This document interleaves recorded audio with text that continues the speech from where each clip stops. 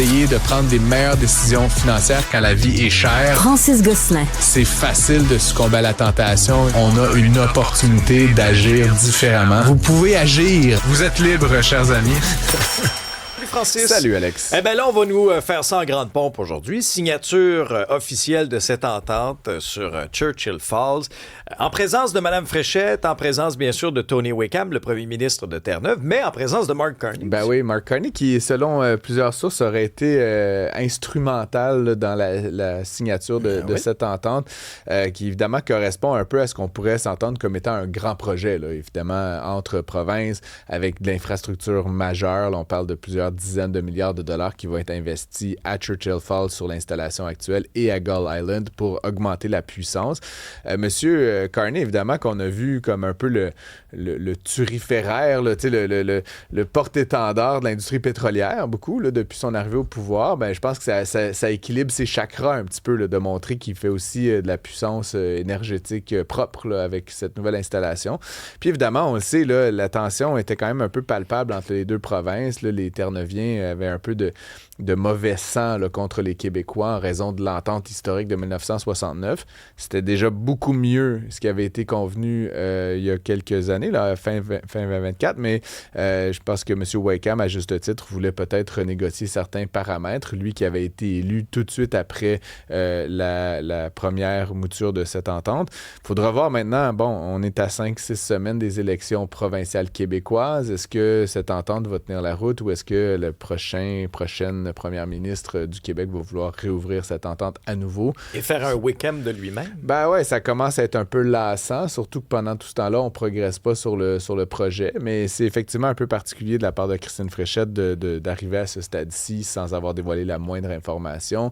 Ce qu'on comprend, évidemment, là, qui a fuité dans les médias et le bureau d'enquête du journal a fait un bon travail à ce titre-là, c'est qu'il y aurait donc déjà une augmentation de puissance, ça, c'est pas nouveau, mais plus que même ce qui avait été convenu initialement. Il y aurait peut-être une augmentation du tarif qu'on donnerait d'hydro à Terre-Neuve. Là, il faut voir, j'ai fait un petit calcul là, sur la napkin, Alexandre. Oui. 1 cent du kilowattheure de différence, là, c'est quand même, bon, on parlait de 4 cents là, qui seraient payés et indexés jusqu'à 5,9 cents. Ben, si on augmente d'1 cent la contribution, c'est environ 400 millions de dollars par année qu'on donnerait donc d'Hydro-Québec à Terre-Neuve. Et donc, sur la période de l'entente, c'est à peu près 16 milliards de dollars de différence. Donc, tu sais, ça a l'air d'une scène, mais ça se traduit, on parle de 32 TWh là, par année, là, c'est énormément d'énergie.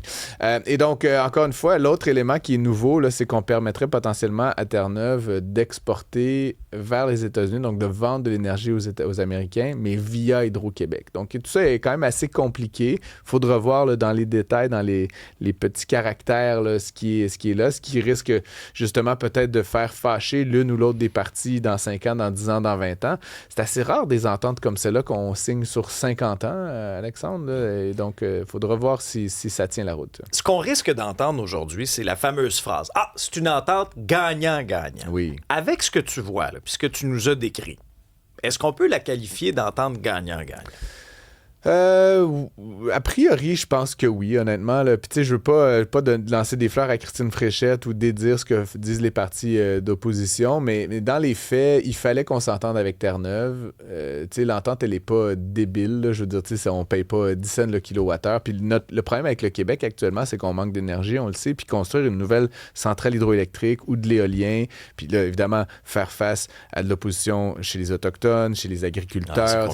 C'est compliqué. Puis donc, outre l'opposition, là, juste la construction, là, le béton, puis les lignes de transport, on parle de 8, 9, 10, 11, 12, 13 cents le kilowattheure quand c'est neuf. Fait que c'est sûr que d'acheter au Terre-Neuviens à 4 cents, ça reste un méchant bargain. Il faut rappeler quand même que c'est les Québécois qui ont construit, opéré, transféré la connaissance là, au Terre-Neuviens, mais bon, ça reste une bonne affaire. Il faut aussi dire qu'avec cette énergie-là qu'on sécurise, mais potentiellement beaucoup plus de puissance, ça va nous permettre au Québec d'attirer des entreprises, là, des alumineries, industries, des usines, des entreprises manufacturières. Nordvolt 2.0. Non, mais peut-être justement avec moins jouer moins au casino avec nos kilowattheures, mais ça reste que ça va nous permettre. Et donc, de payer 4 cents puis de le vendre de l'autre côté à une entreprise à 7 cents ou d'attirer, ou de lui revendre à 4 cents, mais de créer des emplois payants qui vont générer du profit puis des revenus d'impôts.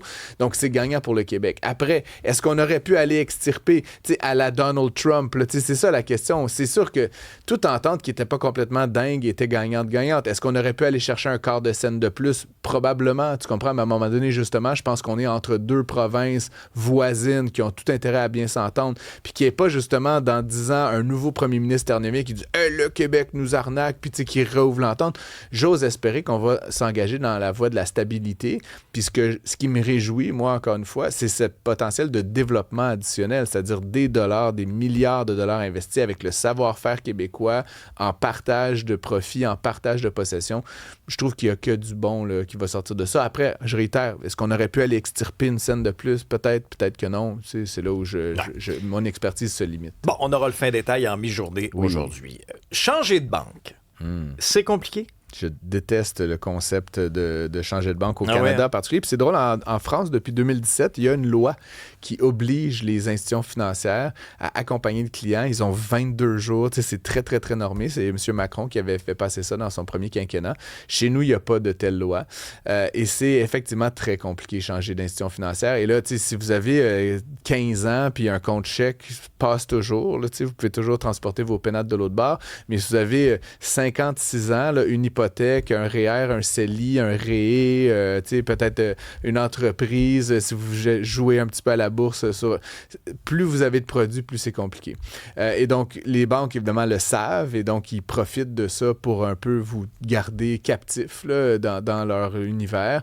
Ils tentent de vous faire miroiter que vous avez plusieurs produits, on va vous donner des bons deals, mais une fois que vous avez tous les produits, le deal, il devient soudainement pas mal moins bon. C'est le principe de la capture. Et c'est un peu particulier. Notre collègue Stéphane Desjardins là, s'est penché là-dessus. Il y a plein d'endroits, notamment des banques virtuelles, certaines institutions financières majeures qui offrent des conditions beaucoup plus avantageuses, mais c'est tellement compliqué de transférer vers elles que la plupart des gens ne le font pas parce que le temps que ça prend, le coût en énergie et en temps ne vaut pas nécessairement la chandelle, si bien qu'on reste toujours au même endroit. Et ça, évidemment, c'est expliqué par le fait qu'il y a peu de concurrence actuellement dans le secteur des banques au Canada, ce fameux oligopole. Et encore une fois, les Canadiens, les Québécois sont un peu les victimes là, de ce système-là, payent plus cher pour leurs frais bancaires, payent plus cher pour leur hypothèque, payent plus cher pour des frais quand ils font des placements. Donc, ultimement, il y a certainement quelque chose il y a une intervention là, à imaginer de ce côté-là, surtout que d'autres pays dans le monde l'ont fait. Si on avait énormément de concurrence, ça se réglerait de soi, mais je pense pas que le Canada s'en va nécessairement dans cette direction-là. On aime donc ça, notre système d'oligopole bancaire. Et donc, ça crée cette problématique-là où c'est carrément impossible ou presque de changer d'institution financière, surtout quand on a de nombreux produits. Merci Francis, on t'écoute cet après-midi Sans dans le faute. retour. Salut!